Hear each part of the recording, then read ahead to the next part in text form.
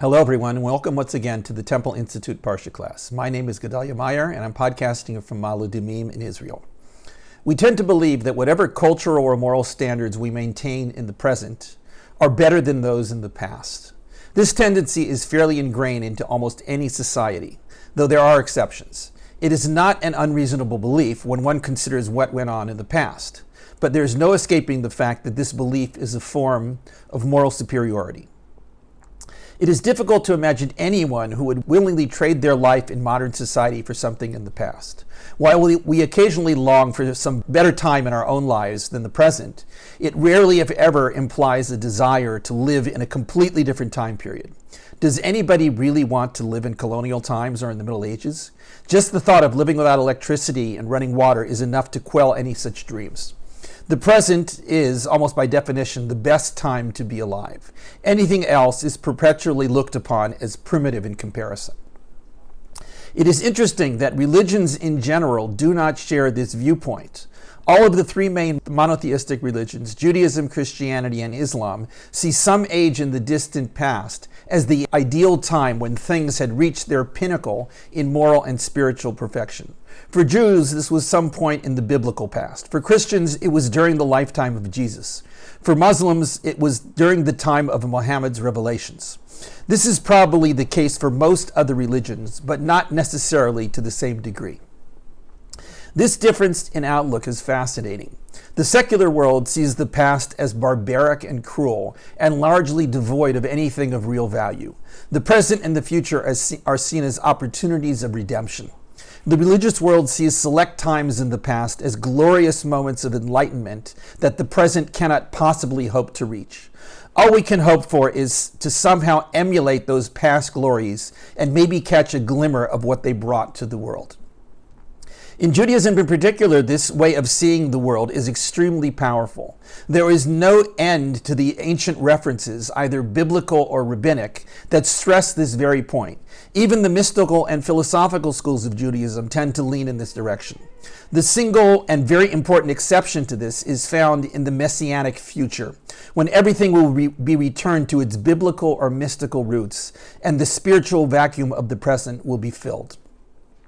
How many Jews, even if they are devoutly religious, actually believe all this is anybody's guess. Even for religious Jews, it is difficult to really believe that the past, with its cruelty and severe hardship in almost everything, was really better than the present. It is equally difficult to believe that whatever problems we have in the present will be solved by some messianic intervention. This is a classic example of a conflict between religious belief and common sense. It is one of the major challenges of maintaining a genuine faith in the fundamental teachings of Judaism. This week's Parsha is called Nitzavim. It is one of the shortest Parshas in the Torah, and it always comes up right before the holiday of Rosh HaShana. The current Jewish calendar was formulated about 1700 years ago, and it was probably no accident that this Parsha was set to come when it did. It deals with everything we have talked about, the glorious past, the potentially cursed present, and the ultimate return to glory in the future. This Parsha is a kind of microcosm of Jewish belief. In its brief 40 verses, it covers the perpetually renewed covenant with God, the inevitable failure to live up to that covenant, the divinely ordained restoration of that covenant, and the constant availability of the Torah no matter what spiritual state the Jews are in. It even manages to include a paragraph about the reality of freedom of choice in life. Regardless of what is happening, and no matter how good or bad things may seem, freedom of choice in our thoughts and actions will always be there. The very word Nitzavim seems to be almost tailor-made for this Parsha. It means standing, and the phrase it introduces reads, "You are standing here today before HaShem your God." It would be difficult to imagine a more appropriate expression for the ideas conveyed in this Parsha and for the time of year it has been selected to be read. To truly imbibe these ideas of past, present, and future, and the roles of the Torah and human free will in achieving Jewish destiny, one must be truly standing before God. These are not ideas that can be absorbed while on the run or busy with a million other things. As far as the time of year, Rosh HaShana is, of course, the beginning of the Jewish year. When exactly it's assumed this role in the distant Jewish past is a matter of debate, but there is no question that Rosh Hashanah has been the Jewish New Year for probably well over 2,000 years. Through the centuries, it gradually gained increased importance in the collective Jewish mind. To this day, it represents a time of solemn celebration, when the past, the present, and the future meet and shed their influence on one another. While this could really be any day of the year, or even any moment in life, Rosh Hashanah is the day which has been granted this status. Thus, for Jews, Rosh Hashanah is truly a time to consider oneself, quote, standing before God. Though this is all too often restricted to the long hours spent in a synagogue, the entire day, regardless of where one is meant to be dedicated to gaining some sense of one's place in the world vis-a-vis God. This is by no means an easy thing to do. Even old pros have difficulty with this, and it's a good bet that many Jews really haven't much of a clue as to how they are supposed to achieve such a vague and elusive state of mind.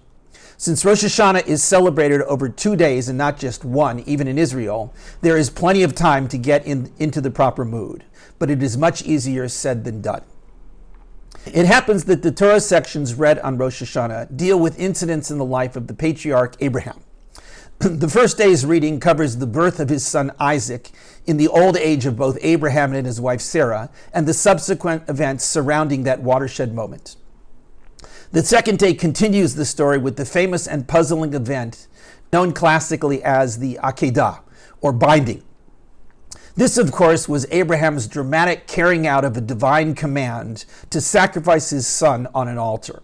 The story builds up into a crescendo until Abraham is stopped at the last minute by the intervention of an angel telling him that God has seen his readiness to go through with this terrible and contradictory command and would regard it as if he had carried it out.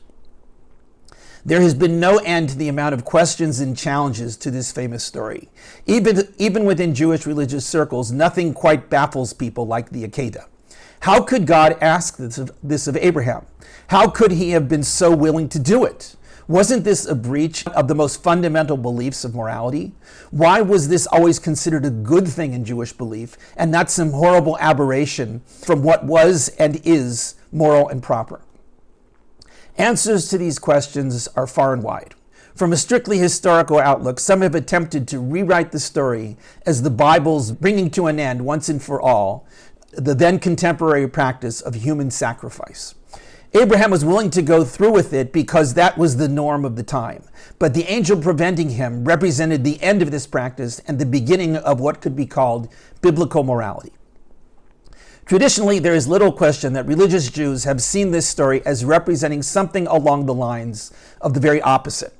While human sacrifice was considered terribly wrong, and Abraham having to kill his own son is almost too horrible to contemplate, the fact that he was willing to do it speaks to his supreme dedication to God above anything else.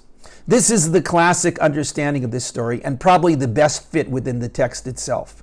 The angel's call to Abraham, which stopped him at the last second, reads, "For now I know that you fear God and you didn't withhold your only son from him."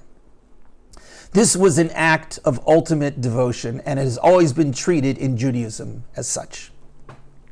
The problem with this, of course, is that nobody today would possibly consider such an act, even if done under the firm belief that this was the command of God, to be anything other than barbaric and horrible.